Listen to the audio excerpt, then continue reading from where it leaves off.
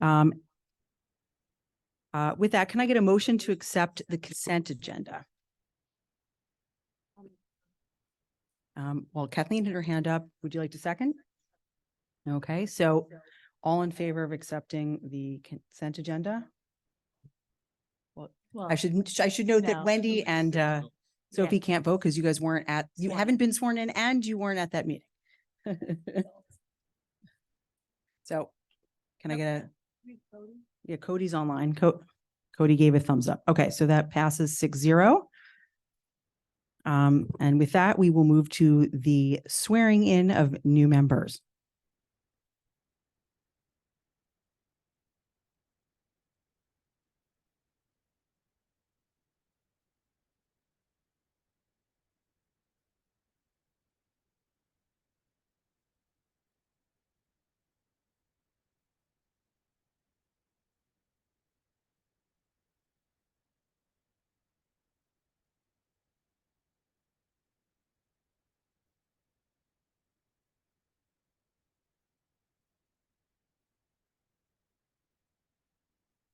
They're getting sworn in.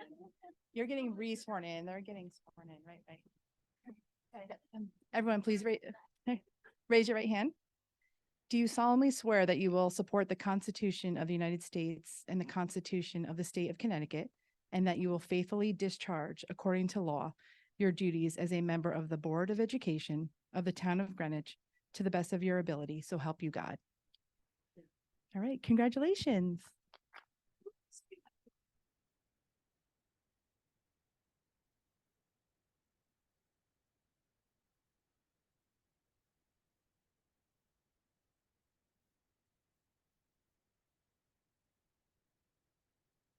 Thank you, Ms. Budkins. And with that, we will move on to the next item on the agenda, the election of officers.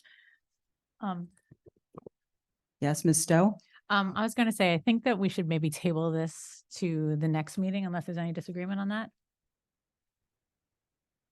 Okay. Okay. Okay, so So it automatically goes on the next agenda and we should probably, but we can note that at the end of this meeting. yeah, so when we get to agenda planning, we'll note that we're going to add it to to November 30th. Sorry, I'm thinking of summer already. Okay, so with that, we can move on to our public hearing. Both of our high school students this evening were unable to be here. One is playing in the soccer, state championships right now, or semi, I think, and the other's unable to be here tonight, but they do send their best to our newest members and look forward to seeing us next month. And after that is Lil here. GEA? Nope. Sure, if you'd like to.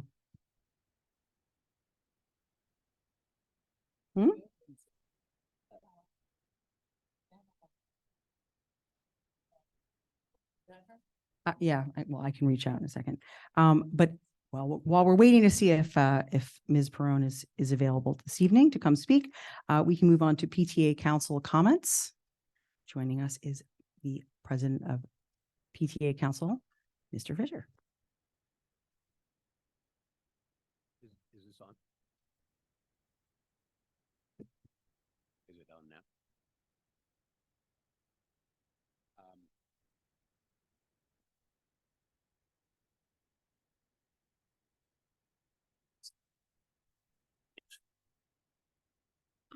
Chair Pro Tem Hirsch, members of the board, Dr. Jones, everyone here, everyone who is listening, thank you for this opportunity to speak. I rarely get to be the leadoff speaker, so if I'd known this was going to happen, I would have prepared for it. I am John Fisher, the Greenwich PTA Council President, the parent of 2 of the 8,611 great kids in the Greenwich Public School System. For those who may need a reminder, the PTA Council is the umbrella organization made up by and for the 15 independent PTAs in town. It's November, and November is a great time to join your local PTA if you haven't done that yet. Your PTA needs everyone's support to continue the great work we do in partnership with the schools. Before diving into comments, I'd like to give a shout out to Michael Antonasio and his crew. who are involved in getting the video recordings of these BOE meetings indexed to the agendas. That is a wonderful, brilliant, giant leap forward in adding accessibility and transparency for the community. A shout out to EMS for being named the #2 middle school in Connecticut by US News and World Reports, and to Central and Western middle schools who ranked well up in the top 10% of all of the 531 schools in Connecticut. And of course to GHS, the Greenwich High School, which is also top 10 ranked. It's a credit to all the educators and the professionals at all the elementary schools, as well as the middle schools and the high school, and in the district. And that's why the town of Greenwich invests, and that's why the town of Greenwich must continue to invest in our schools. Let me turn now and say congratulations to the re-elected and the newly elected board members. May your terms be every bit as glamorous as you imagined they would be when you signed up to be candidates.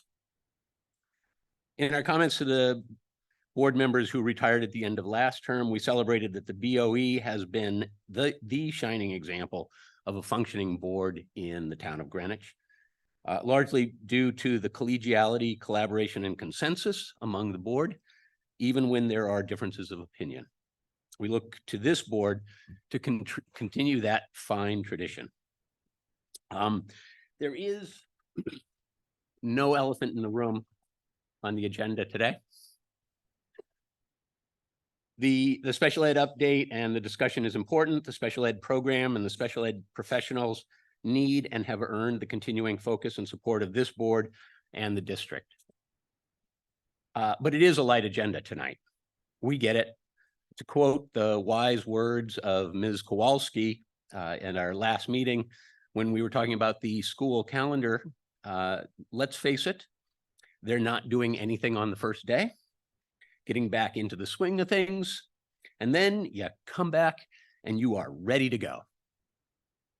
PTA Council is ready to go, and we look forward to working with this board to ensure that our schools have what they need to remain top ranked and that the students have the opportunities to be the best that they can be. We want to thank everyone for your public service. Don't forget to join your PTAs, and thank you. Thank you, John. Next up is, our community comments. We actually have one speaker signed up. Is Ms. Urso here? She is online. I just allowed her Online? to speak. Okay, fantastic. You have the floor, Ms. Urso. Oh, thank you. Good evening. As some of you know, I'm the co-president of CMS PTA. First off, I'd like to congratulate the newly elected and re-elected members of the Board of Education. We're confident that you all will work collaboratively in the best interest of the students in the Greenwich Public Schools. And second, on behalf of the CMS PTA and the families we represent, we would like to thank all those in town government who supported the CMS rebuild with their votes on the BET and the RTM late last month. We are excited to see the work progress and are appreciative of everyone who helped get this project past this important milestone. This evening, however, I'd like to highlight the fundraising efforts of the 3 middle schools PTAs to ensure that all 8th graders who would like to attend the DC trip are able to do so. Each school will send their 8th grade classes to the nation's capital in the spring. GPS started sending 8th graders on this trip over 4 decades ago, but was forced to stop during COVID. It was brought back last year at the urging of many parents who then spearheaded fundraising efforts to make sure that all students who wanted to attend had the opportunity to do so. Last year, the newly formed DC committee exceeded expectations and was able to send 585 EMS, CMS, and WMS students on their inaugural trip to DC. This year, the committee is back at it and off to a great start, but the price of the trip has gone up. So too has the interest based on current registrations, adding additional pressure on the committee to increase fundraising success, but we are up to the challenge. We hope that those in attendance have supported the bake sale outside this evening, or perhaps already did so at different polling sites last week. Together with the Greenwich Alliance for Education, the DC Fundraising Committee will also be holding their 2nd annual Dancing for DC event on January 19th from 6 to 9 at the Old Greenwich Social Club.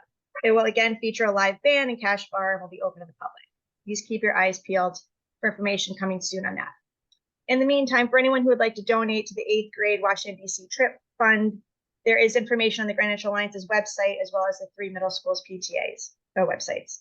We're hopeful that one of the GPS family notes will include a link one day soon, if possible. We'd ask that you please consider donating to this very worthy cause, and thank you for your time and consideration.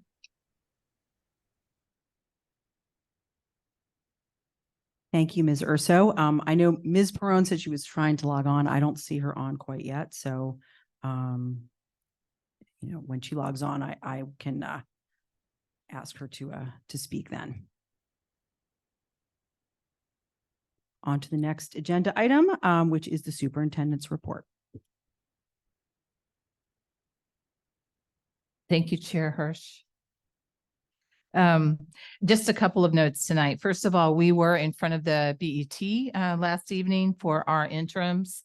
It's unusual to have 3 interims, and it was a lot. And we're very, very grateful that the BET actually voted 12-0 on all 3 items. The first one is the Parkway Well House. As you know, we haven't had the drinking water there this school year, and the team is hard at work in getting that restored. And that's it. What we thought was going to be a minor filtration has turned into, more of a construction project. Our Hamilton Avenue air conditioning has also been out since before school started. We've had an emergency solution there so that they would have air in the building. So again, really thrilled that that sailed through the BET. We're hoping that also sends a message to the RTM that there's a lot of support for it, so that we can get it through the RTM in December and be able to quickly go out to bid with the hopes that maybe we could do the install this summer.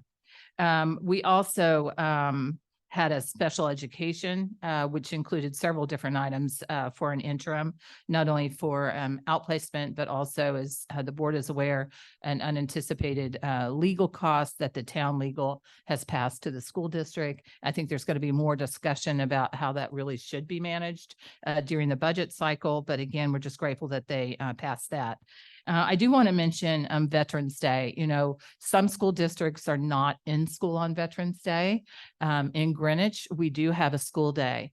And I think it is absolutely phenomenal because every student in our school district, it's truly a learning day. And it's we're very, very proud of what our schools do on Veterans Day and the learning that takes place, and all of the veterans across town that we get to honor. It's really, really special. So job well done to all of the staff.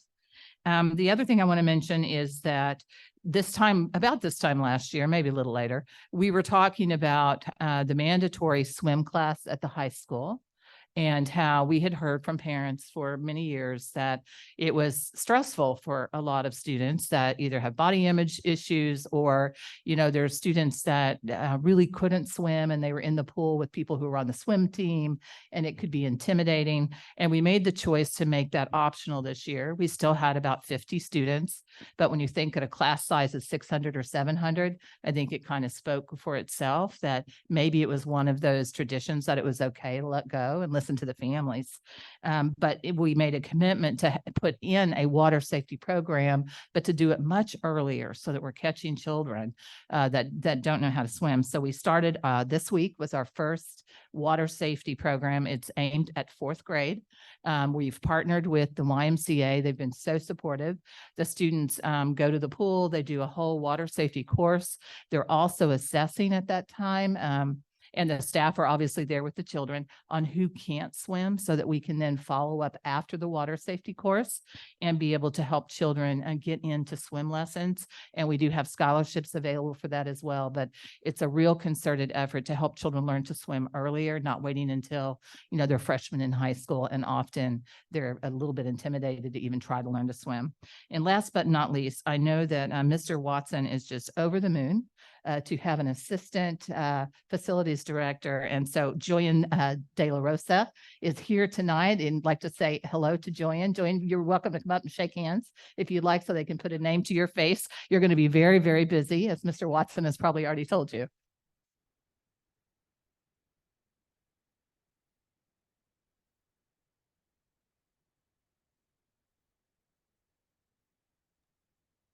Ms. Hirsch, I see Lil online now. Yeah, I was gonna ask if she wanted to speak once Superintendent Jones was finished with her update. I am all done. I will just say to have Julian here tonight, we are really delighted. He has great background, great experience, and is going to really add leadership and assistance in that department. So happy to have you, Julian.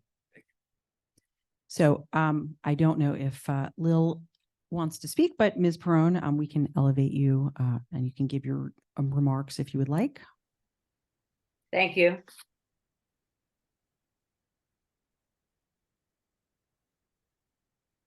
Are we ready? We're ready. Are you ready? Yes, I want to thank you. I've never been elevated before, so I really appreciate that, Ms. Hirsch. Good evening, all. A little trouble logging on this evening. I want to welcome all board members, Superintendent Jones, GEA, and all our community that is out there listening. I'd like to thank our new board members that are coming on. GEA always really appreciates all that our board has done in the past, and GEA also appreciates and wants to thank our past board members for all your collaboration and hard work that you do. I'd like to welcome Ms. Sophie Coben and Ms. Wendy Vizzo. Welcome to the board. I'm sorry that I'm not there in person, but I will be there. I have an injury on doing a field hockey game, tore my meniscus, so I will be there, hopefully in the next board meeting. I do anticipate, and I wish you all the best on your adventure on in the board. I anticipate that our board will continue on their journey in collaboration together to make GPS a better place for our students, teacher, and our community. I would like to share and take a moment to share a snippet from my GAA president's message that went out to our members today, written in collaboration by our VP of Communications, our own Christy Distel, who's an elementary teacher at our Old Greenwich School here in town. As we approach this holiday season, there are many things we reflect on in our community and the world. The tragic events in Israel and Palestine had made us all weep for the heartbreaking loss of innocent lives.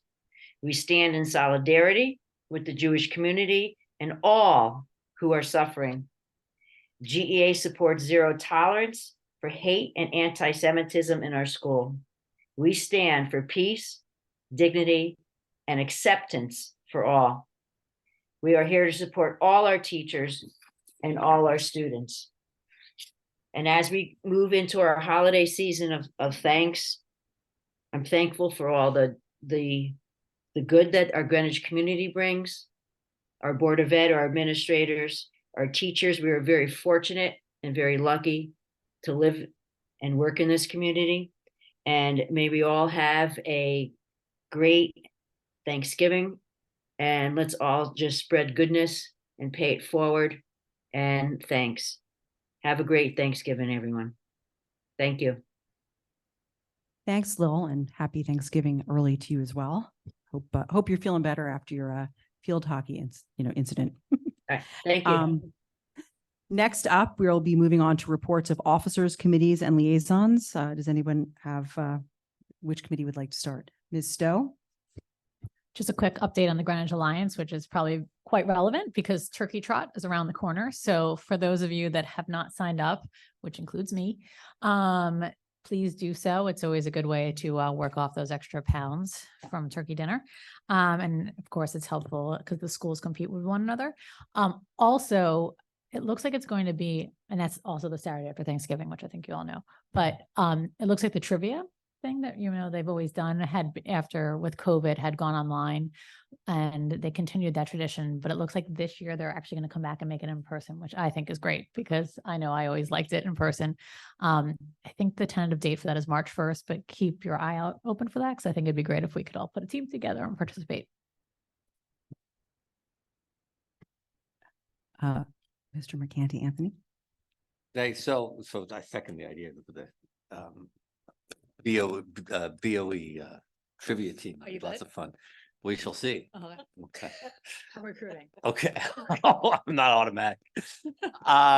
So the Old Greenwich Building Committee continues to meet on a bi-weekly cadence, moving forward with design and development at a steady clip. There was a number of people at the building during Election Day taking advantage of when the school was closed to do measurements and doing other inspections. We also hired an appraiser this week to get a new appraisal of the building to see how that what the renovation cost would do to the full appraisal of the building. The board should know that there was an appeal filed to the RTM regarding the project's municipal improvement status. There were two issues. The first one is not really the purview of the building committee, but the Board of Ed, so it's worth bringing up. So the first one was that the community was not appropriately informed of renovation versus rebuild options, and that the community was therefore not given the opportunity to opt into a partial renovation.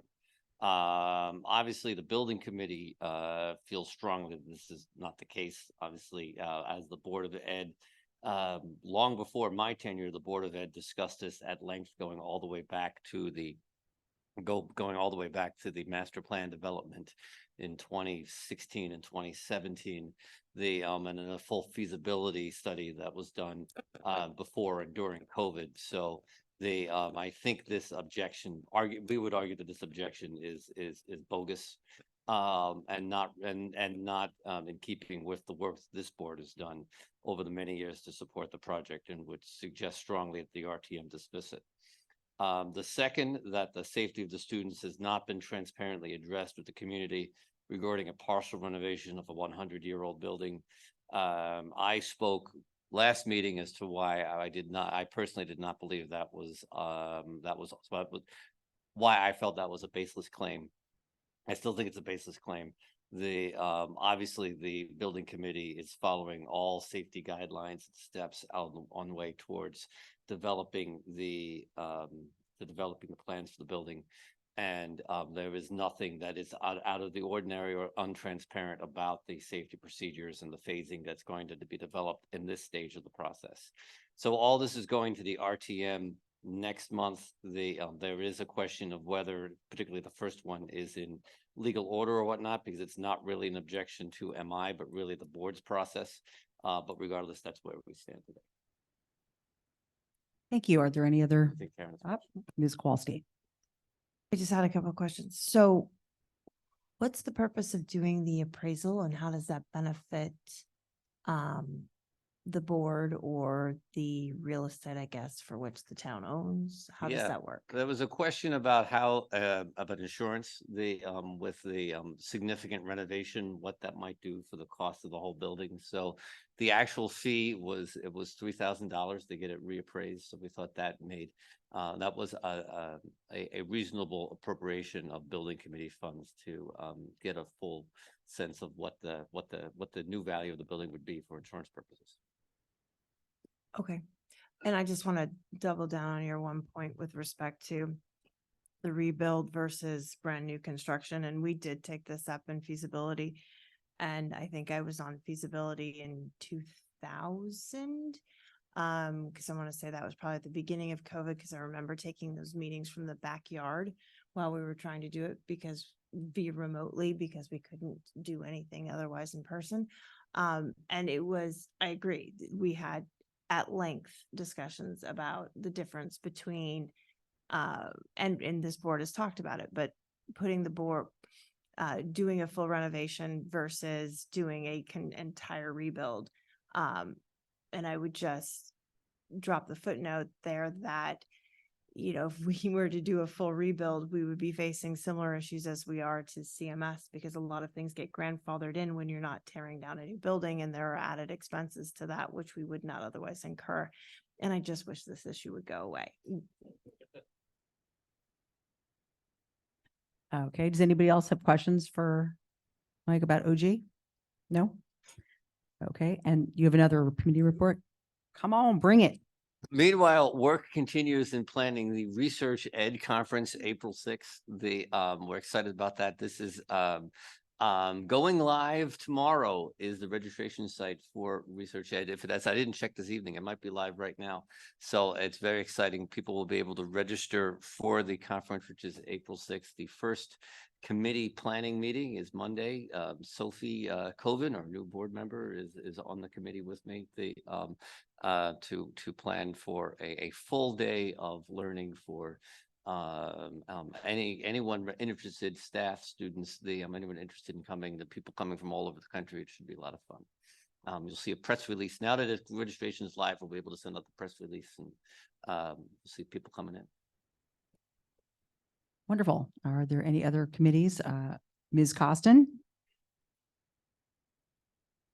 The Distinguished Teacher Award Committee met yesterday, and there will be emails going out. Well, it will be in Dr. Jones's weekly email to families, so that if they do know a teacher, social worker, guidance counselor, instructional coach, or specialist, they that is deserving of a special mention and a nomination as a distinguished teacher, although they're not all quote unquote teachers. We hope that you will fill out the packets when they become available. And I hope that all of you on social media will share that with your networks once it is available, so we get a great response rate. And secondly, and unrelated, the Central Middle School Building Committee continues to meet regularly on Tuesdays at 8 o'clock. If any of you would like to join our merry bunch.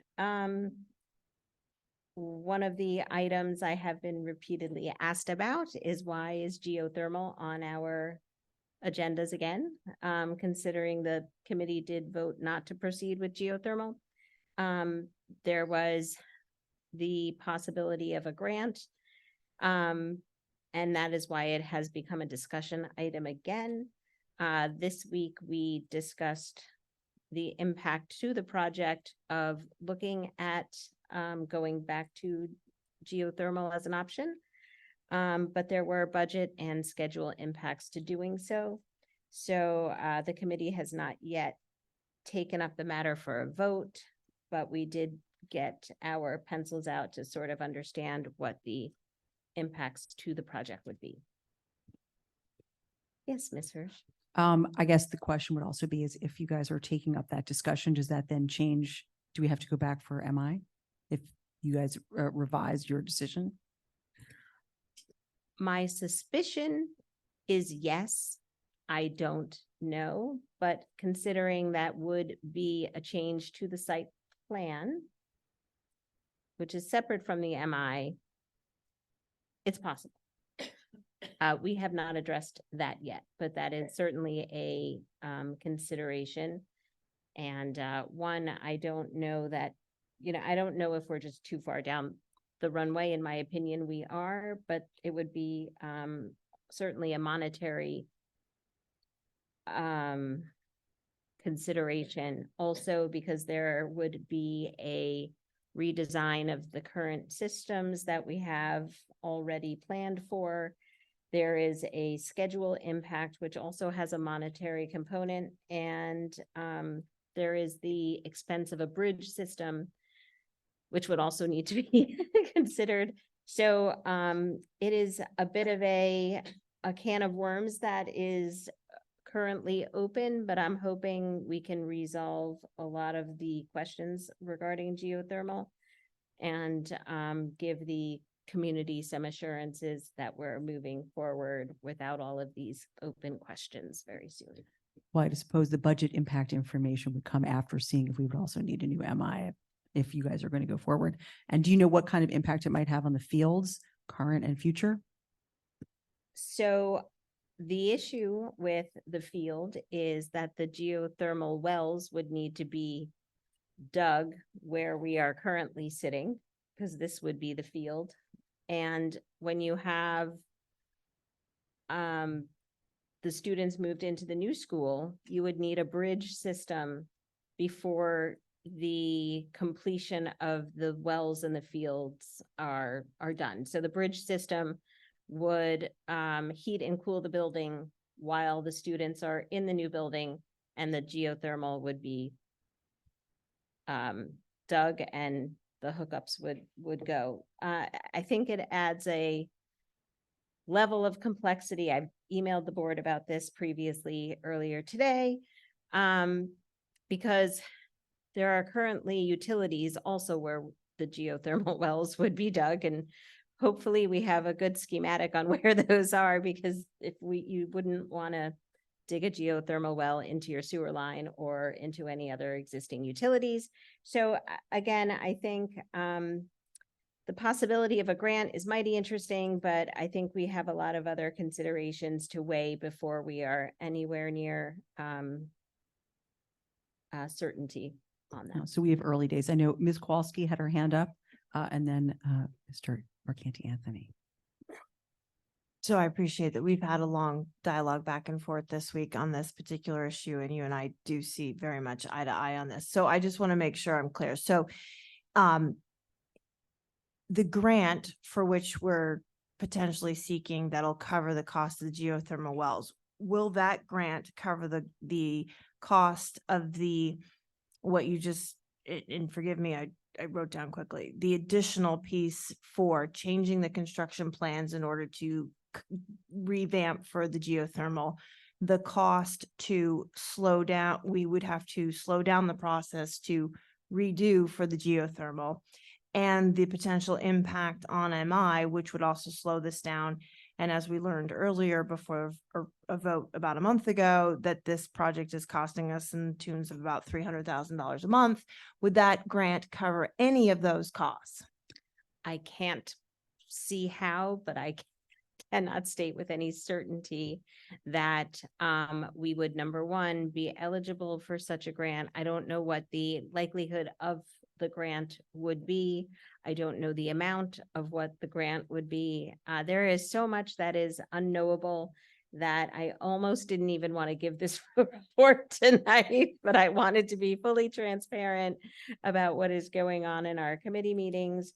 I can tell you, we were quoted $350,000 for a bridge system, $130,000 to revamp our design plans, and a $340,000 impact to the schedule. So I think I've been very open and transparent with my fellow board members that I do not favor this solution, and I voted not to pursue it once, and it would be my vote again not to pursue it. Did you have a question or no? You did? Well,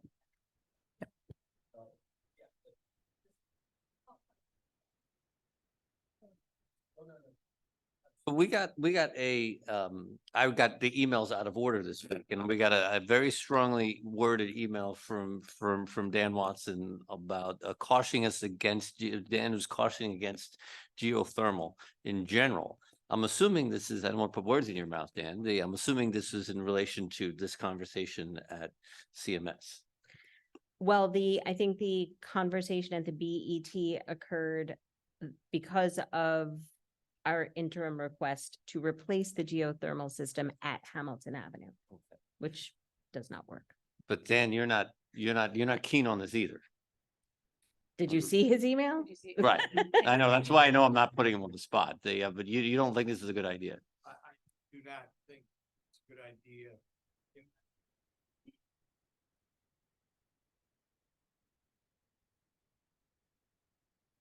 Pulling a Joe Kelly here.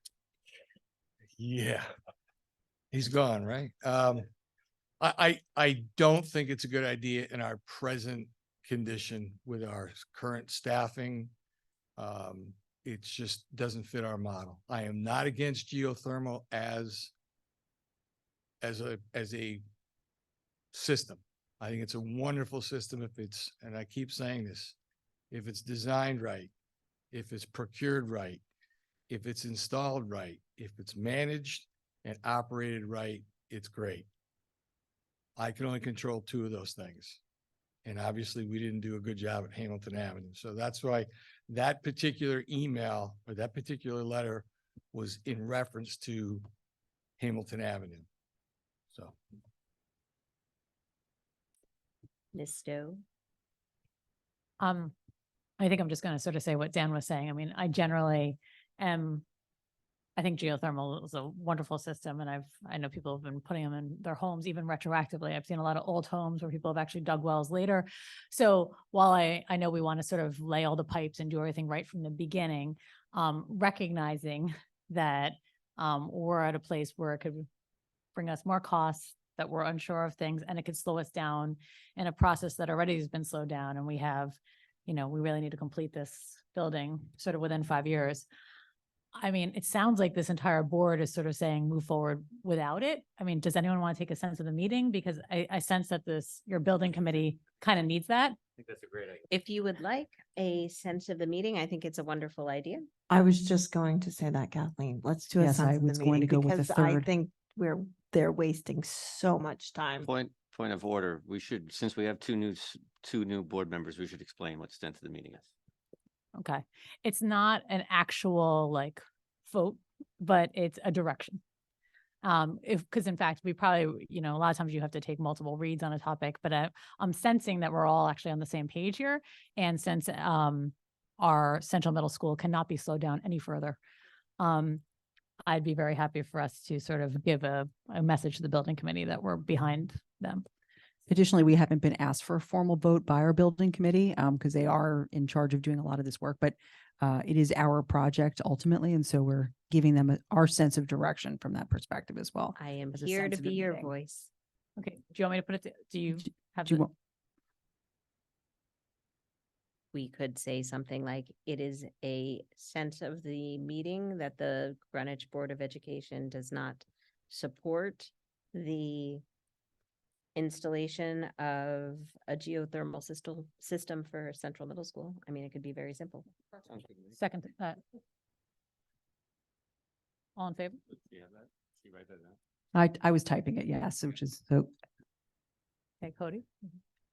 is Cody awake? Cody's listening. Oh, he's Yeah, I'm up. here. Good. Hurrah. And he's waving his hands. Yay. Yay. All right. So that's, I mean, I don't know if 8-0. I agree with everyone saying that it's a wonderful system, but it seems like a not wonderful system at Ham Ave, but everything else I'm on board with. That wasn't in the sense of the meeting, so. Yeah, exactly. so thank you for sharing that with us and giving us an opportunity to weigh in. Since does anybody else have any questions for Ms. Costin? Thank you. So Cody, he went back off. I was going to say, I know the budget committee met this week. Did you want to give an update? Even if it's just short? Not really. It was a very productive meeting. We've got some cool stuff that we're cooking up, but the best stuff was in the executive session. So we'll have to just talk about that in private. Thank you. Does anybody else have a committee or liaison report that they'd like to share? No? Okay, well, then we can move up to what, did you have something? No. So then next up, we will move to discussion items. The first item for discussion is our special education action plan update. And I see Dr. H is here. So come on down. You're the next contestant at the Board of Ed meeting.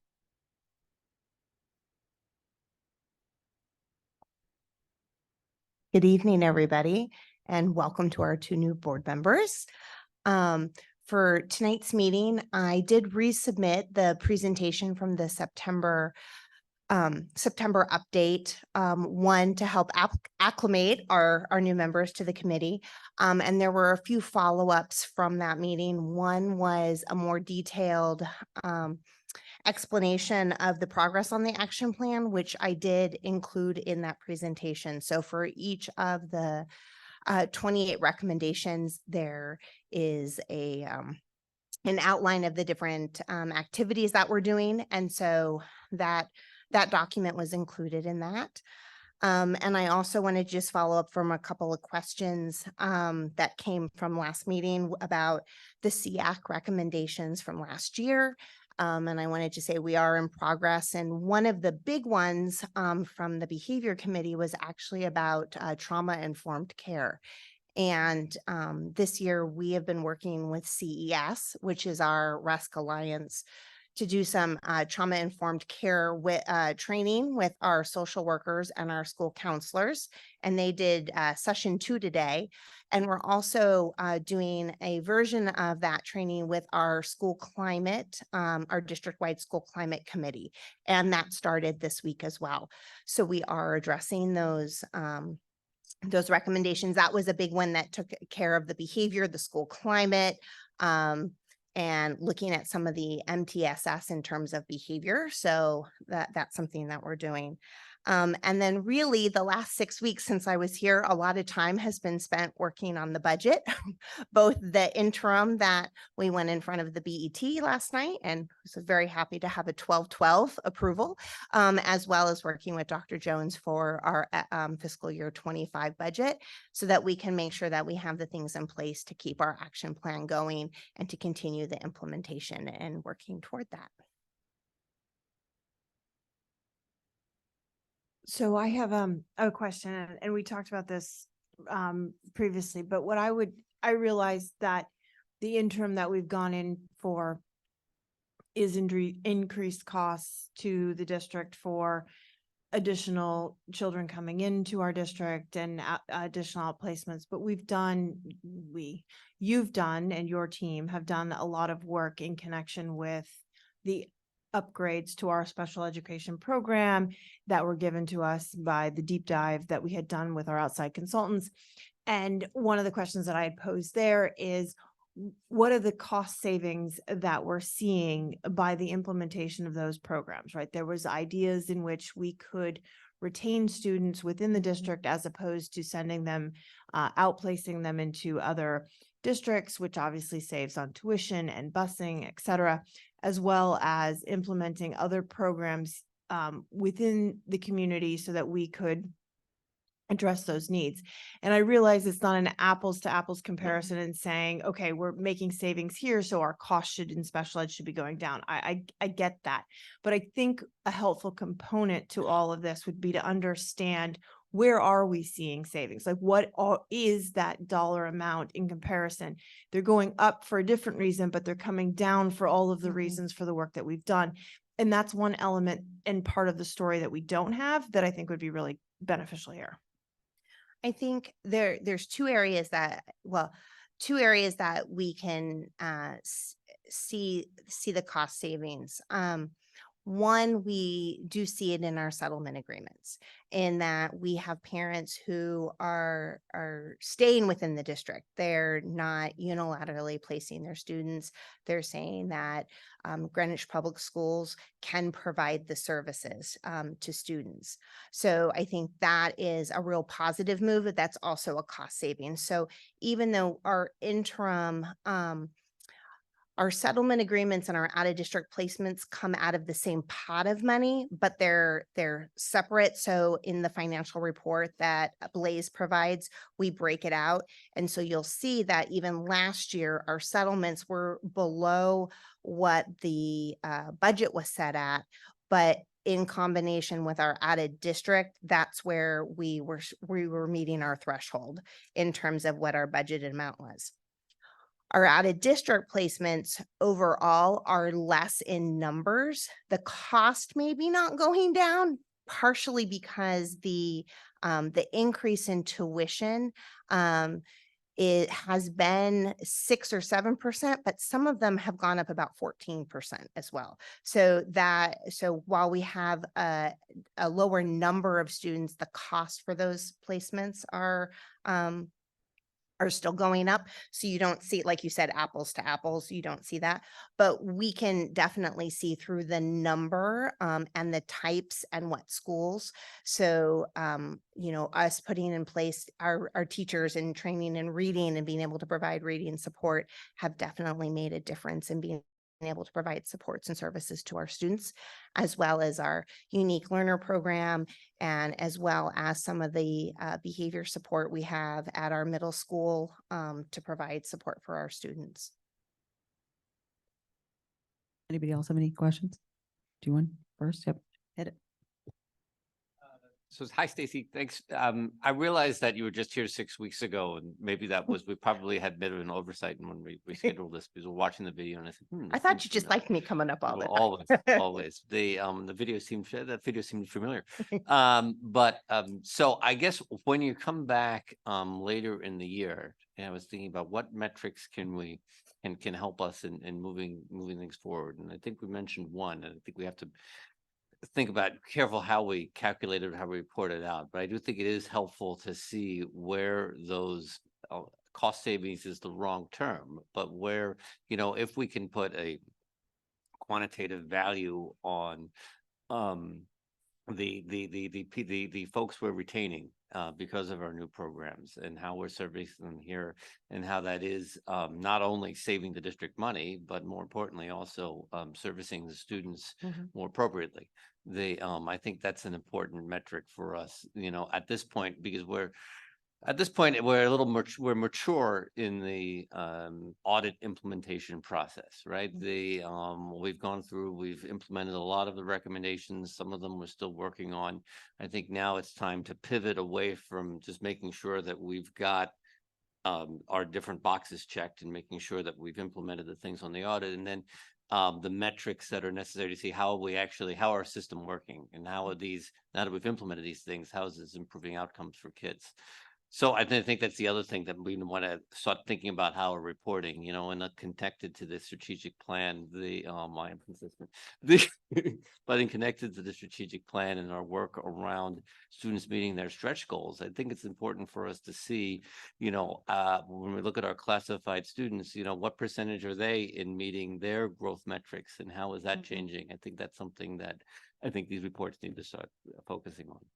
Absolutely. And can I share some really exciting news that we got this week is that the district has come out of, we are no longer disproportionate, according to the state. And actually, we had been identified in one specific area where we had mandatory set aside with our IDEA grant. But not only in that area did we go down, we were at 4.19 risk ratio. Last year, we're now at 2.2, which is a substantial drop, but we also dropped in 4 other areas as well. And so when you talk about metrics, like we are starting to get some really good metrics from the state and some of the work that we're doing to be able to see that we are evaluating students on time. We're evaluating and qualifying them in the right categories, and that's becoming a consistent process across the district. And we're able to see that. I just got that email like 2 days ago and I was so happy. Well, I was just gonna say, you took the words right out of my mouth, because I was gonna say, I'd love to start looking at some of the growth metrics for some of our students and where they are, they're meeting their goals and their 504 and IEP, and what we can do to support them going forward, even more so. But this also brings the quick question, since we were talking about the state, and I don't think we haven't heard back yet about the reading waiver, correct? We should be hearing about that soon. Oh, well, I just don't deal figured with I'd ask, with because that one, but no, from what I know, no. well, I know, just because we're looking at that as one of the ways to sort of have an earlier detection on students with certain disabilities. So I just wanted to see what we're using in place, or if we're just using what we currently have.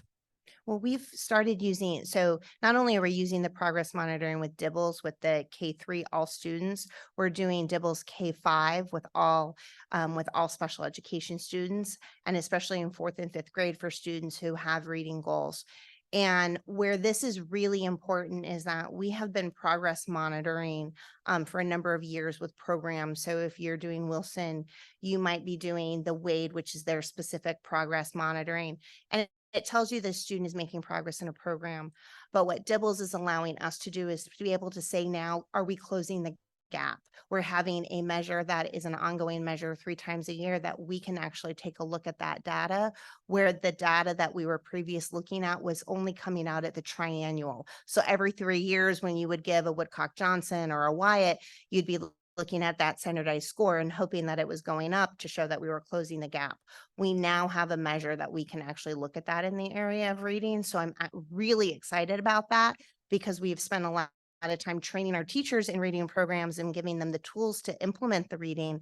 And now we have a way to actually measure, are we closing the gap in that? So I'm excited about being able to look at those and explore that, which is in conjunction working with Kim Palladino and the work that she's doing within the curriculum department. Fantastic. I look forward to seeing how the growth is going in that area. I know Ms. Kowalski has another question. Sure. So I think these reports are great and they're helpful to see the progress on the implementation of what we're doing. But I really would like to see them turn more towards a more functional report in the sense of what I think Mike and Karen were talking about, which is, how are our students doing, right? We've done all of this implementation. So it's with these particular students in this that fall within this category, what the steps that we've now taken to earlier intervention testing, making sure they're getting the right resources. Okay, what is the impact, right? Where were they when we first caught them? Now, where are they? So that we can see the goals. This tells us a lot about, we've checked the boxes and we've done the implementation. But I think what's really important here is to make sure that we're seeing what progress is being made with respect to these students, right? And it falls within, as Mike was saying, with the strategic plan, in that all the students are supposed to be meeting their year-over-year growth goals. Now, there are certain students that will meet that metric to go to the ultimate goal of a certain percentage or meeting their SBAC math and science tests, but we also know that there's a certain amount of students that may not reach those goals, but that doesn't mean that their growth isn't growing. And we have to see that. And I think what this needs to translate to now is, where do we see, how are we seeing and implementing in that growth through our students? And I think that's where the next report should come from, is how are our students doing in that fall within the special ed category and are twice exceptional? And are we seeing that growth achievement? We're checking the boxes. Now we're going to see the growth. So I think that's where the next report should come from. Certainly something that we can sit down and have a discussion to share what the board would like to see, so you don't have to wonder. So, absolutely. does anybody else have any questions for Dr. H about special education? I just want to verify my understanding. We don't have PCG anymore on the contingency that we used to. They're no longer with us. They were, I think we had them on board for a particular amount of time after the audit for implementation, but I didn't know if that had expired, basically. So they're not consulting anymore. However, because I did work with them so closely for that whole first year, I do often speak with Jennifer Mueller, who did a lot and helped us with the action plan. And so while they're not consulting, there still are ongoing conversations. Thank you. Any other questions on this? Nope. Okay. Thank you so much for your time, and we look forward to hearing how well our students are doing at your next visit. Next up is the Board of Education meeting calendar. It's our first read. And while the Board of Education calendar that's posted has a note about this being read and possibly approved in September, that's an old note because it was moved down on our agenda at least once or twice. So I will open up the discussion. Dr. Jones.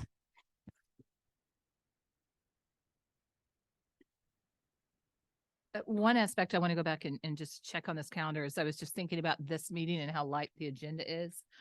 Maybe when we set the agenda planning, I know the board had talked about trying to eliminate a meeting, but I don't really, on this calendar right now, the way it's sitting, we have the budget presentation on November 7th, and then we have a budget meeting on the 5th.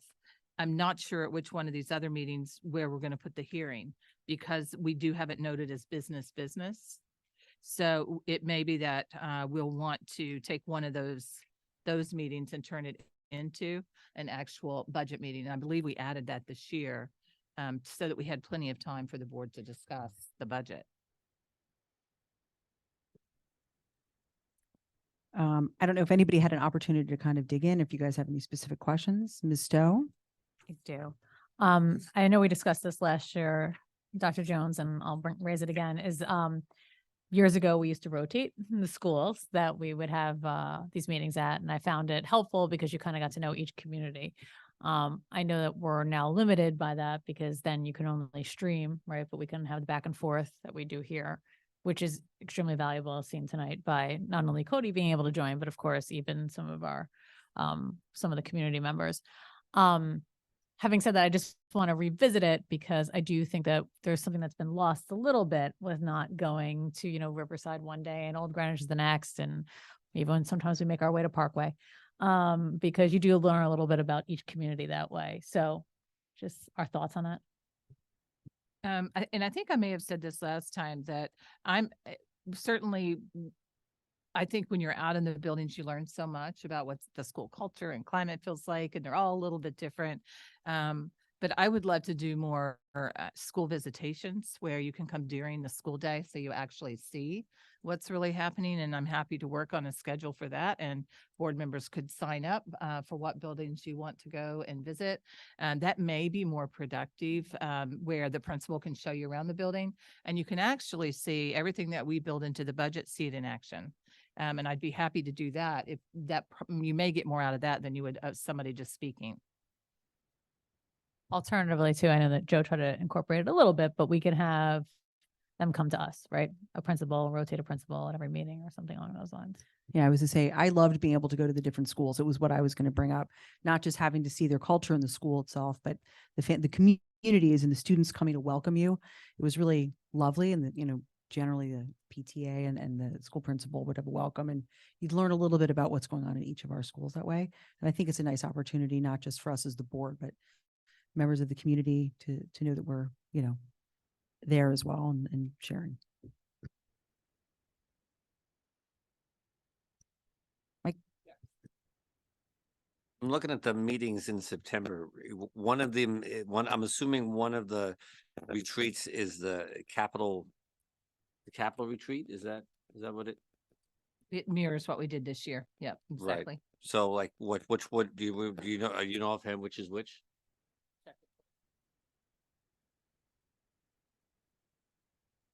I would assume it's the second one in September, the 12th.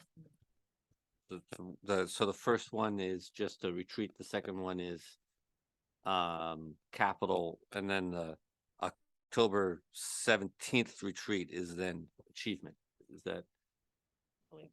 I'd have to check the agenda plan. Let me just look at that. I think that's right, based upon what we did before. Yeah. Because like the achievement as well as the enrollment is always in early October. Yeah. Do you want me to speak to that? So this year, the very first one was heavy duty at Havemeyer board retreat. It had the assessment schedule, Curriculum Institute. It was basically all about academics that night. And then the next meeting was our capital summit, and it was only capital. Again, that was also at Havemeyer. And then our business meeting was the third meeting.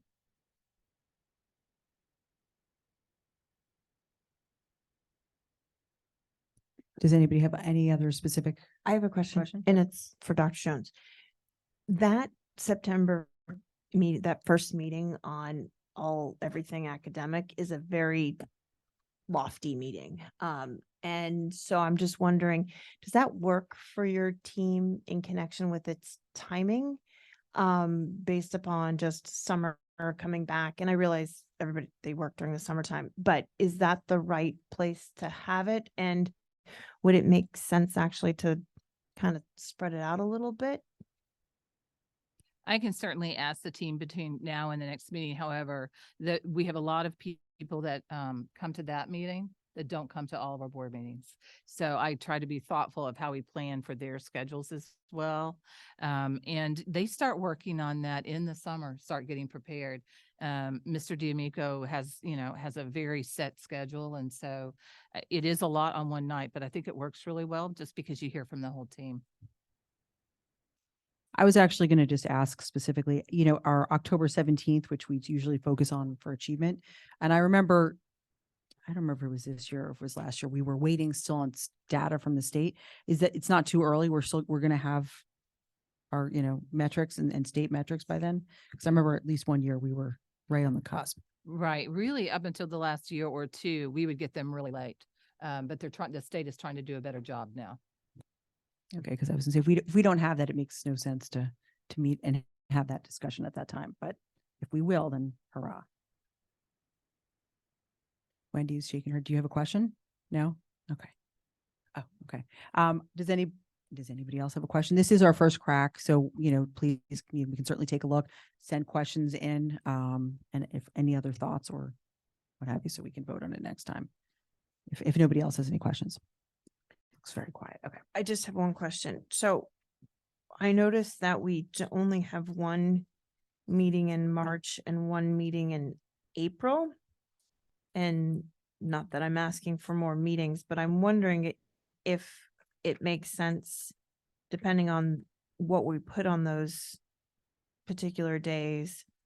And I know we have a spring break in there, and I know there's a long Easter. Oh, that's 2025. Forget that. But I know that there's spring break in there. I'm just wondering if it might make sense to meet a little bit more often in March and April for the purpose of like.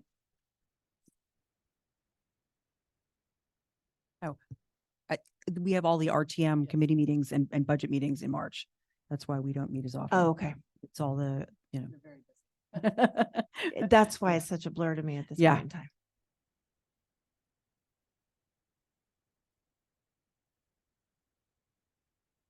Any other questions before we get on to my favorite topic and yours, Western Middle School soil remediation and fields? Anyone going twice? No? Okay. Please. So as you know, we have started, the project, which is so exciting to be at this point.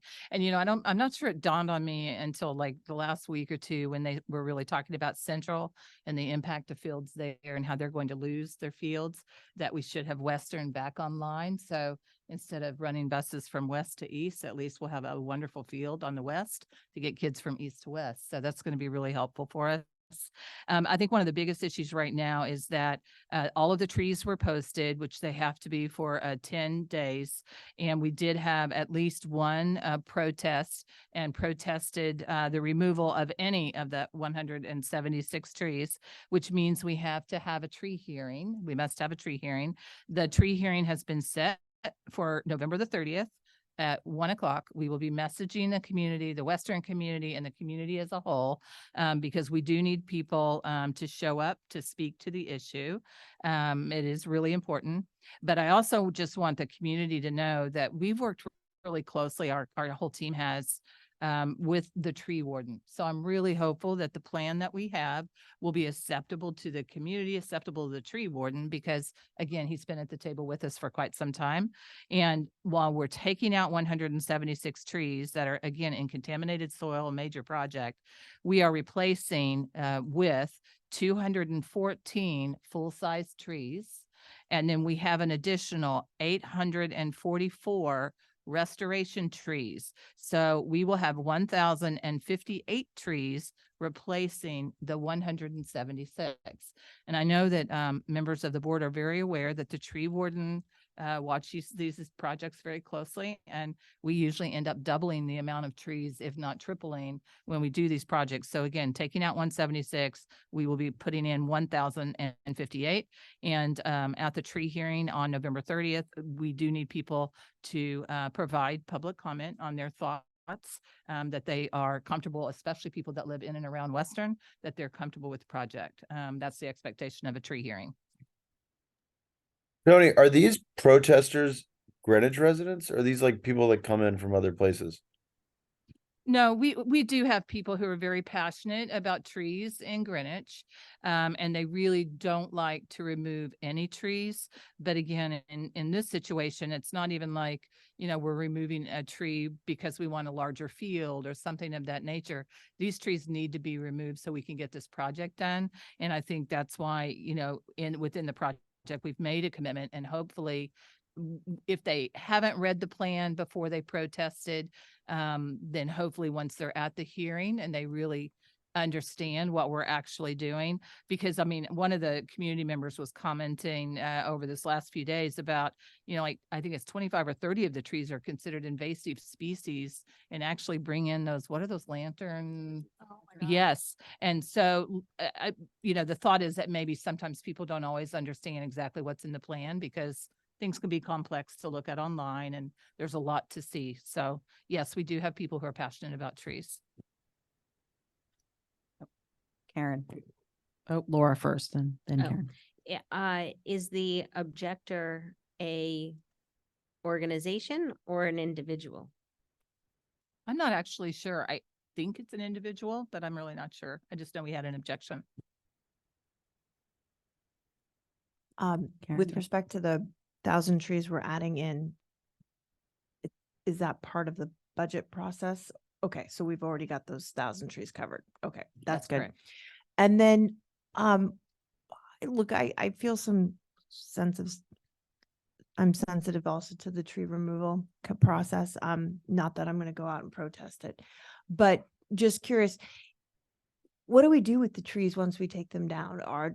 Do we have is there a plan to, not that these trees should go to a better place? I'm sorry. Are you Sorry. suggesting sending them to a farm? No, I'm not suggesting that. I'm saying, like Habitat for Humanity, building houses, do they go to a warehouse where they can be used for wood? Like, are they used for something else other than just gotten rid of? Well, not only the type of tree, but I mean, also that, they are down in contaminated soil. So I think we have to think about that. But in all honesty, You could ask my husband, you're not asking, everything can be put into a fire, as he'll tell you. yeah. And that the question you're asking is way out of my league. I don't know, Mr. Watson, if you're a tree expert in this, but no idea. Okay. It begs the question, because this has happened a couple of times to us where, we're deep into a project, no pun intended, but deep, and find out that somebody has an issue with us with removing trees when we've noticed and we've sent out all sorts of information. Maybe this is something that we can then have as a discussion with the tree warden and or the Board of Selectmen as to sort of what the process is, because at some point, we have shovel and ground, and then somebody who's going to be frustrated about the removal of a tree, and we're already too far into this process at the time. So I don't know if that's a discussion that could be had going forward at some point, just how we handle that so that this doesn't keep happening at the 10th hour. So, well, they have to put forward the protest during this time period. So once we actually start the project, I mean, we're moving forward with the project. I just had a quick question of what's a restoration tree? Because they say full size and restoration, I can only speculate, because again, this is beyond my expertise, is that they're not full size trees.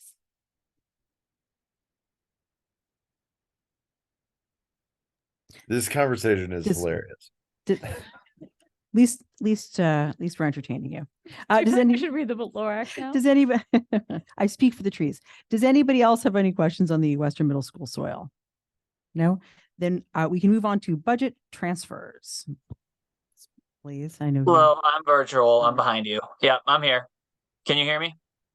We can hear you.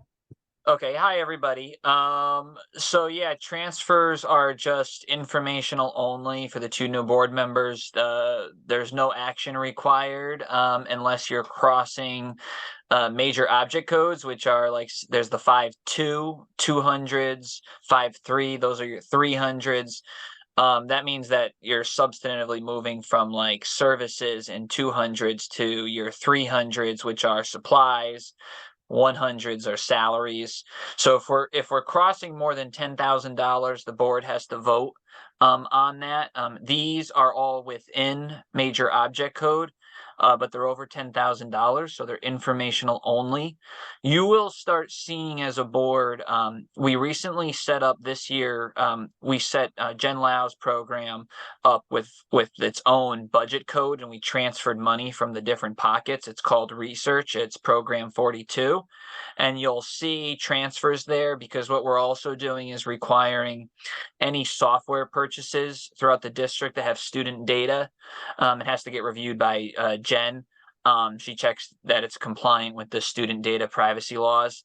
So you'll see frequent transfers, I think, probably every month, as we renew subscriptions for various services to 42, because that's our control mechanism, on that piece, is by requiring the funding to come out of research.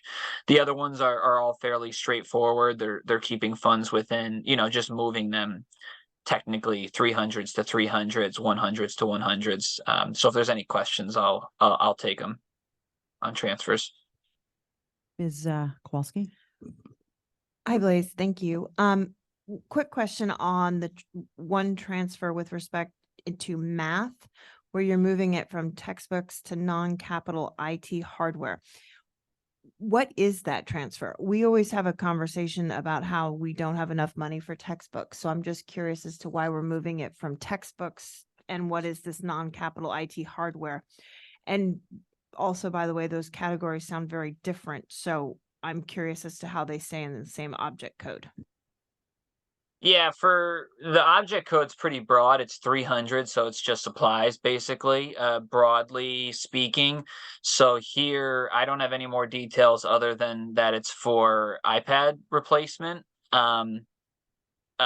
So as we're moving, there's two things that I do know. As we're moving to more digital textbooks, and digital reading materials, textbooks in the sense of being the same traditional element, we're kind of moving to iPads, but I can find out very specifically what this purchase was used for. I don't have that specific item off the top of my head.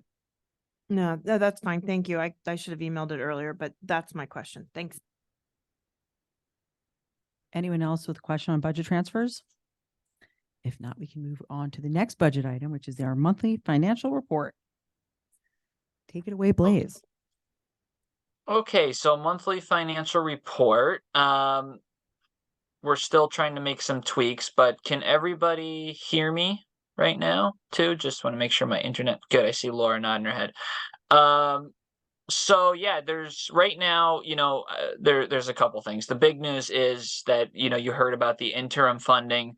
This will be critical to hopefully having a budget that we don't have to freeze, this year, which would be a really big win. On revenue, our revenue, it's the same story. The preschool tuition revenue, and the Medicaid revenue is on track to exceed budget.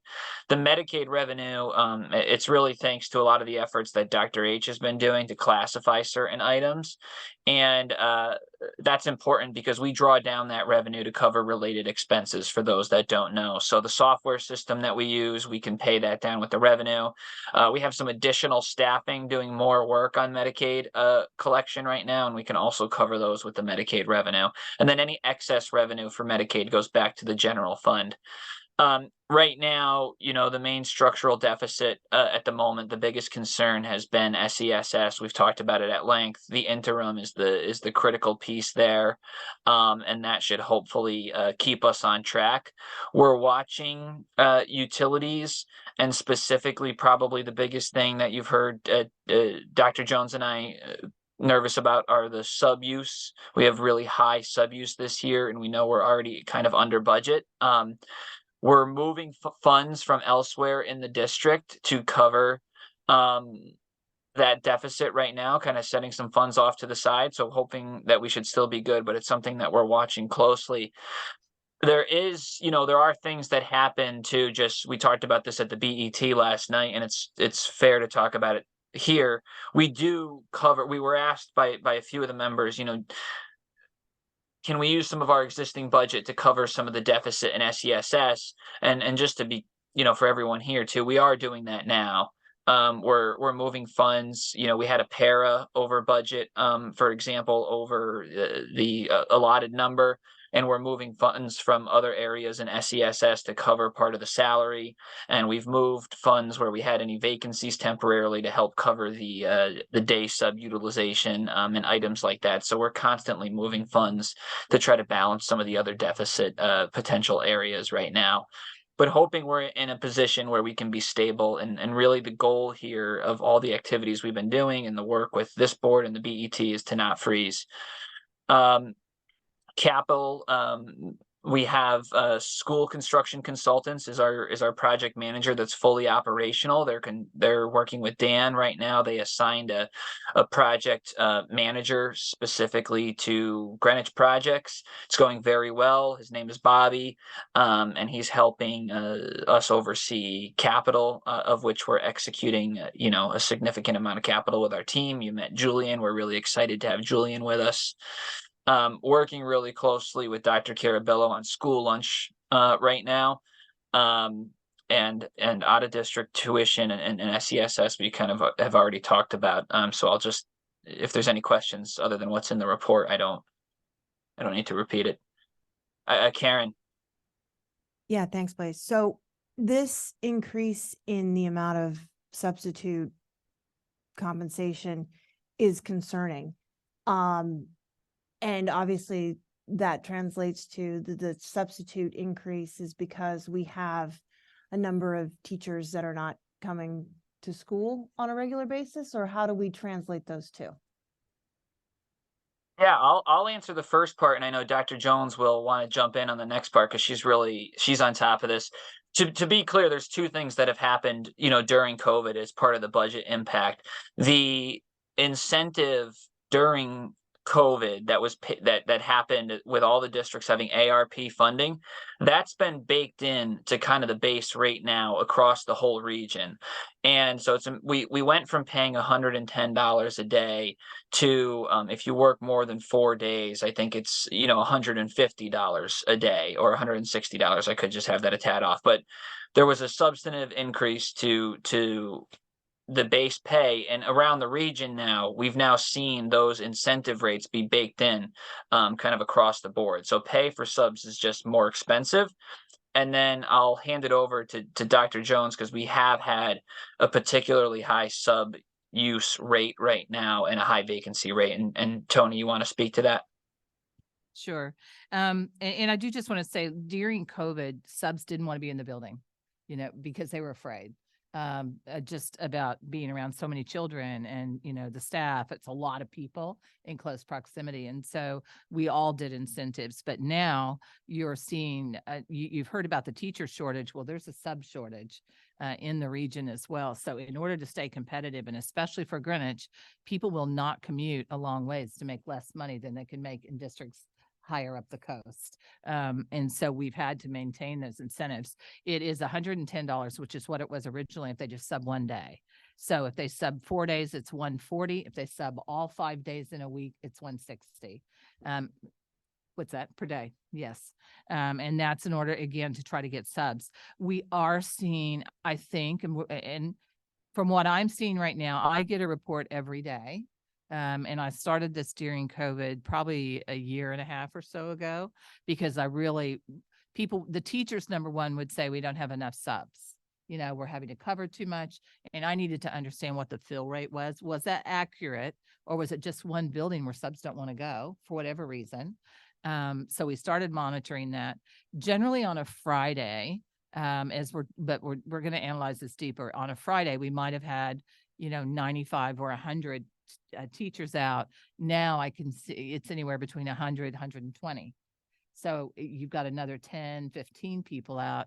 On a Wednesday, it might have been average of 50 or 55. And now we're seeing 70, 75. So it's not, when you look at 15 buildings, it's not like all of a sudden we have, 100 people out more a day, but it's still enough that it does impact your budget, because in 180 days of school, it just adds up when people are earning $140, $160 dollars to sub, and you've got 100 people out. So it's both of those issues. It's the increase in the rate in order to maintain, and it's a slightly higher absenteeism. Yeah, I'm worried about, well, both things, right? The hiring, not that necessarily the higher increase in rate. I want to make sure that we have adequate subs coming in, but I'm definitely concerned about an increase in the absentee issue, because that, in my mind, translates to a direct correlation to what's actually happening in the classroom, because it's very hard for a sub to come in on the cold and pick up where the teacher left off. And we were all kids in school and we all knew how to take advantage of the sub coming in because we've all been there. And I'm sorry, what? You didn't? Okay, maybe you didn't. The rest of us did. But so I'm concerned from the high absentee rate as to how that translates to the education that's happening in the classrooms, particularly making sure there's continuity. And so I'm curious as to why we're seeing, you know, a higher absentee rate in connection to our teachers, and particularly if it's on a Friday. So I think it would be helpful if we were tracking that in some mechanism. And I don't know if the administration is tracking these absentee rates, and if we're seeing more on a Friday and on a Monday as opposed to a Tuesday, Wednesday, Thursday, that would be really interesting. And what do we think the cause is, and how do we prevent that from actually happening? Yeah, and I think we do keep all that data. It's me that the data comes to. And it's always with teachers higher on a Monday or a Friday generally, but that's also because our teachers have like 2 personal days that are built into their contract. One of those days they don't have to give a reason. One of the days they do have to give a reason. Those are usually taken on a Friday or a Monday. So that impacts, you know, that aspect of it. But I will say just overall, Dr. Budd and I have also had this conversation that just as we have chronic absenteeism with students across the country in Connecticut, and it's right here in Greenwich as well, we have students where our absenteeism is still much higher than it should be for students. We are seeing the same thing with educators who are very stressed. They're under a tremendous amount of pressure. Every time a teacher is gone, if we run short on subs, let's say we have a fill rate of 90% or 85%, that means teachers are giving up their plan time in order to go and cover somebody else's class. And we're also just seeing more health-related issues, even with teachers. Just like, again, the chronic absenteeism we're seeing with students. And in many ways, I think, you know, education is in a crisis right now across the country with educators, and that's why we're seeing the shortage. And I think it's really important that we continue to remember that, because a lot of our teachers dial into these meetings and we want them to hear how in Greenwich we support our teachers. We did great this year retaining our staff compared to a lot of districts. And I do think it matters because they are really feeling the last couple of years.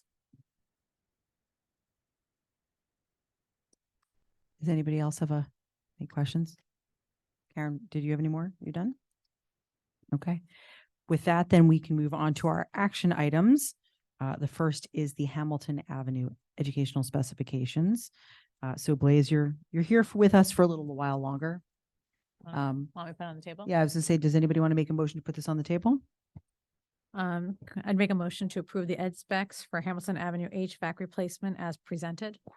Do I have a second? Thanks, Mike. Any discussion? Dr. Jones and Blaze?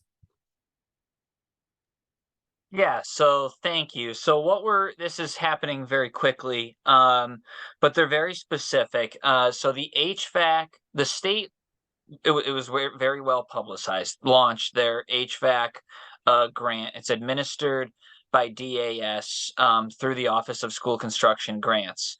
And there was one round last year, or earlier this year, and 70% of the school districts in Connecticut were rejected, mostly based on application deficiencies. We actually had met with the Deputy Commissioner, Tony, and myself, and also Steve Meskers. We met with the Deputy Commissioner. They had promised a different process and grant program, but it's literally the exact same process. And also what is challenging about the process is that basically the same process that applies to the $112 million Central Middle School project also applies to the HVAC replacement. So you need to have resolutions, funding. You actually have to have a building committee, which I think, you know, we're still going to be deficient in on this piece, but we're trying to get as many pieces as we can to have a competitive application. They're minimum required, or else you can't even be considered. So educational specifications approved by the Board of Ed for the HVAC replacement are required. So we drafted them up before you. That's what these are. And alls this is just ed specs for the replacement program. And if the grant goes through, we do get a 20% reimbursement on the project. And so we're just trying to get as much reimbursement as we can for 2 different projects. Julian Curtis, which is already done, we'll talk about it in a second. And this is Hamilton Avenue, which is the interim project, but it would be eligible if we can get everything done in time for 20% reimbursement. So I noticed, I had mentioned that we had this discussion earlier that there's a number 1 and a number 3, but it's missing a number 2. Is number 2 the building committee? Number 2 is the building committee. Yeah. And we were struggling a little bit about what we're going to do. So we were told to get one in anyways. There's 2 pools. There's pools that have every 2 pools of applicants. There's going to be people that have all 11 minimum requirements.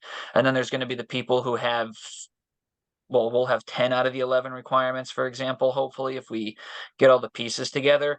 I did reach out to an existing building committee to see if they would be willing to kind of take the responsibility on. At having another building committee appointed by this grant is due by December 31st. Appointed and having another building committee just for this is a little bit of a challenge, but there's a couple of building committee people up there. I don't know if any building committees want to take it on, but we can add it. But for now, that's why you only see the 1 and 3, because the 2 is the building committee. Okay. Does anybody else have any specific questions? Mike? So Blaze, you're suggesting that the building committee you approached demurred? Is that fair to say? I haven't heard back yet, so we may need to have like a special meeting or something to appoint another building committee or technically to take it over. But the person right now, they haven't responded yet. They're very involved and they are on multiple building committees, so I don't want to put them on the spot. I just asked them yesterday. Any other questions? What are we talking about? 20% is what? How much money are we looking at here? I'll give you the what exact project number. is? Not the whole interim is eligible, so you're looking at about 440,000. So that's definitely not chump change. Anyone else? No? Like, you thinking if Old Greenwich is interested, or? I didn't say that. Also, we could talk about the building committee piece. I mean, this will get us the ed specs they need to be voted on by the Board of Ed. The next one is going to be the other 2 resolutions, and I'm hoping to still follow up with a couple other ideas for building committee. If nobody else has any specific questions, I'm happy to call the question. I'm calling the question. All in favor of approving the ed specs? Where is your hand up? Okay, is Cody? Yep. All right, that passes 8-0. Thank you. So we can move on to Hamilton Avenue resolutions. So this is the 1 and the 3. I was gonna say yes. So do you want to make the motion to put it on the table? Sure. Can I make a motion to approve the resolutions for Hamilton Avenue HVAC replacement as presented? Do I have a second? Okay, thanks, Karen. Okay, any discussion? I assume you guys have some questions, or if you have anything you want to share, please. And I can mention for the 2 new the 2 new board members, there's 3 required resolutions. The state gives the language, and the 2 of them you're looking at right now. The third one would be the appointment of a building committee. The wording is they actually give you a template, you copy and paste it. And it has to be approved by the legislative body of the town as well, the resolutions, which is the RTM. So we're already going to the RTM for the December meetings. So the call is due this Friday. So if we vote on these resolutions, I can get all the explainos in tomorrow. Laura? Just to circle back to the building committee issue. Does the committee have to be appointed by the first selectman and voted by the RTM? Yes. Should we have interested parties email you? Please. Okay. Okay. Anyone else? Questions, comments? If not, I'm happy to call the question. Okay. All in favor of approving the resolution? That passes 8-0, which allows us to move on to the next resolution for Julian Curtis. Would somebody like to make a motion to put it on the thank you, Kathleen? I make a motion to approve the resolutions for Julian Curtis HVAC replacement as presented. Do I have a second? Karen? Okay. Anyone have a question or discussion on this? I assume it's much like the last resolution we had. Anyone? This project, I'll just add, we have a building committee for, so when we do there, that's why there is a Julian Curtis Building Committee already. So we actually submitted this grant last time. It got rejected. This is the one that we had met on them with. It got rejected for just, I don't know, just really crazy details, like 70% of us across the state. But hopefully this time we're coming back, having some things dated properly and re-voted on with the right wording. So that's why this is before you. Karen, any you to comment? I think Joe sat on the Julian Curtis Building Committee and Joe's not here. So I think it would be important, Karen, as your duties as the current chair of the board, to appoint one of us to sit on that building committee until we get done. I don't know how often they meet, but that is currently a vacant spot. And I know that they're doing work, so it might be a good idea to have someone there sooner there rather than later. Yes, I was going to ask if there was anybody that is interested in joining the Julian Curtis Building Committee. I think I Laura's can- got I some can free time. Hear the enthusiasm next to me. Mike is chomping at the bit to take another one on. Okay. Do either of you guys want to join it? If not, I will, I'm happy to sit in until we, We have a high school building committee too. That's right. You have the entryway that needs Okay, to be so- taken care of. 2 vacant building committees. Okay, well, does anybody want to sit in on JC? Going once, going twice, When, going back when to is the me? meeting? I don't actually know off the No, top of my Cor- head. you can't do it. No, They meet Friday mornings, I'll do it. like 7:45. Oh, score, Karen gets to do it. Thank you, Karen. Okay, and then I can sit in on the high school committee. I don't, for the entryway. But not this still. Friday, right? No, I can step in for you if I had to. Okay, so that brings us back to the Julian Curtis resolution. Does anybody else have a comment or question? If not, we can call the question on this. Okay, I'm calling the question. All in favor of approving the resolution for Julian Curtis grant? All right, perfect. 8-0. That moves us forward to FY24 tuition. And I erroneously mentioned that the statement on a previous sheet was a discussion item, but this was the discussion item that we had moved forward that we haven't actually talked about yet. But I don't know if anybody wants to put the motion on the table so we can start a discussion. It's your thing tonight. It's my thing. All I'd right. like to make a motion to approve fiscal year 24 tuition as presented. All right, perfect. Thank you. Any discussion? Please. So yeah, normally you vote on these like in September with tuition and fees, and we had presented it. We had presented the fees, tuition and fees, and kind of took everything off the table, and we have been revisiting it. But I'm still planning on bringing I separated them because these are part of the budget development process as well, like on the revenue, the 3% assumption. So still working on the rental fees. And restructuring those, and probably the next month or two we'll bring those forward. I didn't want to bring them in 2 different versions. Here, this is the tuition fees, and it's it's fairly consistent. I worked with Dr. Carabillo to update the summer programs list. For a long time, we've just had a bunch of classes that aren't offered anymore. So she reviewed all the summer programs. So thank you, Anne. That was very helpful. But this is just preschool tuition. It's the tuition that GPS employees pay for K through 12, or TOG employees, and then summer school. The board has historically gone between like a 2 and 3% increase here. So basically, I haven't fundamentally changed too much of the logic at the moment, just taking the higher end of the spectrum, around 3% at the moment on the assumption, and that's kind of what it is. The two programs, K through 12 and the pre-K revenue, go back to the town. The summer school revenue can be used to help cover the expenses of the program, which is helpful based on enrollment. And that's why it's structured that way.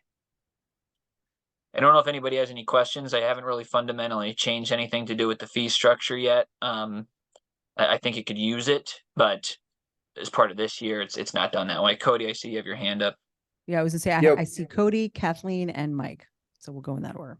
What's the logic of not just having the increase match what our projected budget increase is? The trying to balance, I guess the board could weigh it differently. So I figured I would present what's been kind of done between 2 and 3% and take the high end because it's a higher year, but no logic on that piece, really. It's also people's ability to pay. I think you could separate pre-K. If you're going to change the model, you might separate like pre-K versus the K through 12 in the summer school.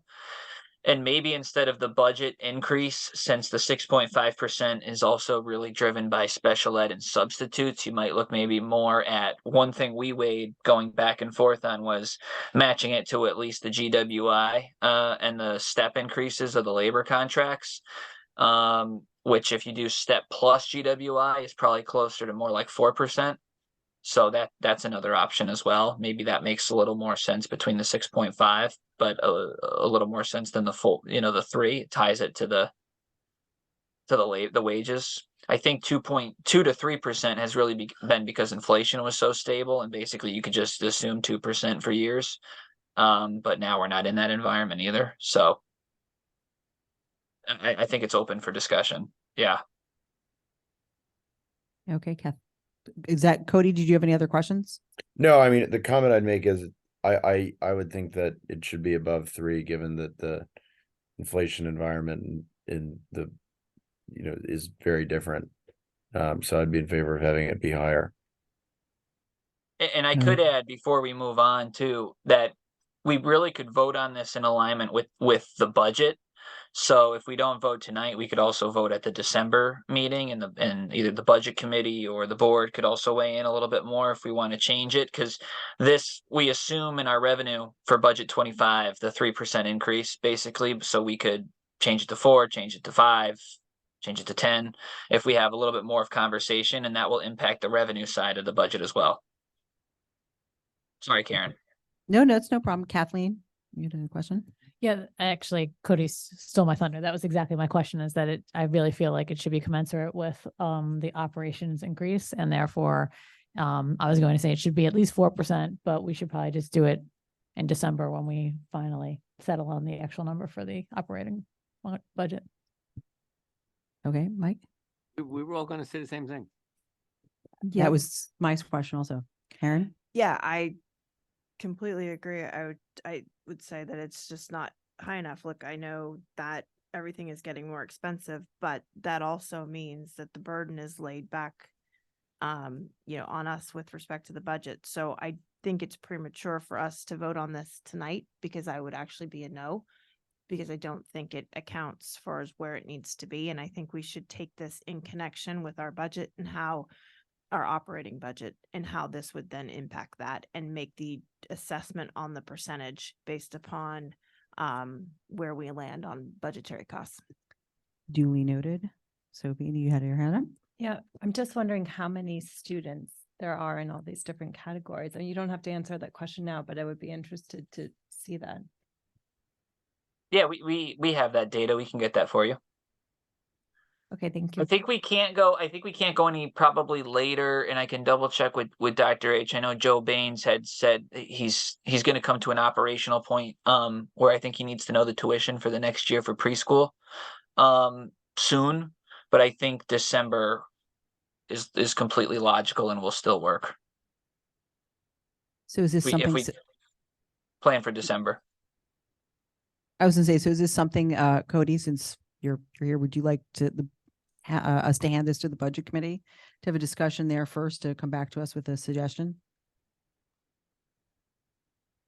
Yeah, we can do that. I mean, I'm not sure. It sounds like there's already sort of a high degree of consensus of using the budget increase as a baseline, but I don't know, like, are there a lot of details around this place that you think we should dig into at the budget committee to make a recommendation? Because we can do that.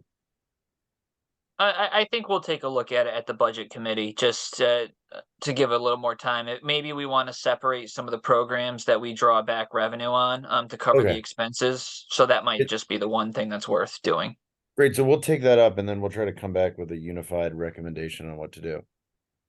Thank you. So I assume, well, I have one quick question. I know Ms. Stowe does as well. So I know I asked this last year because we talked about we've had the same, 3% increase, but do we have, does this truly cover enough of the tuition? Does it truly cover enough of the cost? Obviously, that's something the budget committee can sort of take up, but I just, that was my bigger question. Yeah. I think just we can do some analysis on that. I can tell you, I just from looking from what these numbers are, they've fallen behind. I know our state reported number in Schedule A, the cost per student, for example, I think is closer to 26,000 instead of 24,000. Pre-K, we know, we talked about this earlier at the budget committee, we do subsidize pre-K. And then also the summer school, I think we're still partially subsidizing summer school at these costs. So we can, it's probably worth talking about more at the budget committee. Ms. Stowe, you had your hand up. Yeah, I think you sort of hit it there, Blaze. On the secondary summer programs, I'd want to look at that a little bit more closely. I mean, for example, PSAT and SAT prep pricing, that sort of jumps out at me. That seems super cheap, given what the private market would be charging for that. So, that's the only one I can really speak of, but that suggests that perhaps the other costs are out of line as well. So I'd want to look into that a little bit more. Does anybody else have any questions? No? I assume since we put this on the table, and you guys would like the budget committee to take a look, and it seems that the will of the board is to move this to our operational budget discussion and vote, that we just need to withdraw the motion. Sorry, motion withdrawn. Thank you. Okay, so if we have nothing else, that takes us to agenda planning, which obviously we know for the next meeting, we need to add officer elections. Perfect. Of course. Just as a reminder also to please start sending your questions so that we have ample time to get them answered fully before the next meeting. The shared doc again. Yes, we've already started. Two of you have actually submitted questions so far, and so we've already got those answered, and we want to continue to build on that. Ms. Stowe? Cody, I'm sorry, because I had to jump off the budget committee meeting. Did we have another one planned?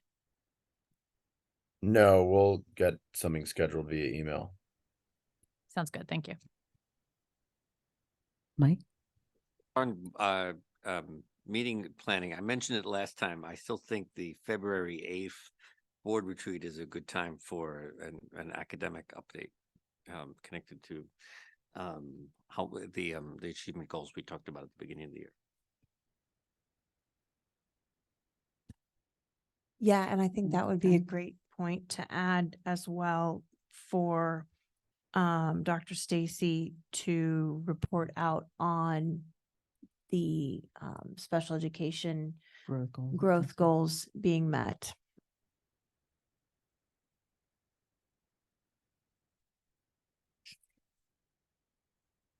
Okay, so I was gonna say, that night, I think we also have our executive session for special education. So, and our legal update. So we may want to discuss starting an hour earlier. I know that those particular executive sessions tend to take longer, and we do have 2 new board members who may have additional questions, being that it'll be their first time having those particular discussions. So what do you guys think about that? I know nobody likes to meet earlier, but we can provide dinner. Mike likes to bring pizza for everybody. I would like sushi next time. Does anybody else have any thoughts on anything that they need to add to the agenda? Not that it can't be done after the meeting, at another time. Nope. Well, with that, I don't know who would like to call the question tonight. Laura? Lara? I would like a motion to adjourn. Do you have, anybody wants to second that? Oh, thank you. Sophie just, that's great. We're adjourned. So thank you guys. And we will see you after Thanksgiving. So have a wonderful family holiday and more. And doubtful of a short meeting.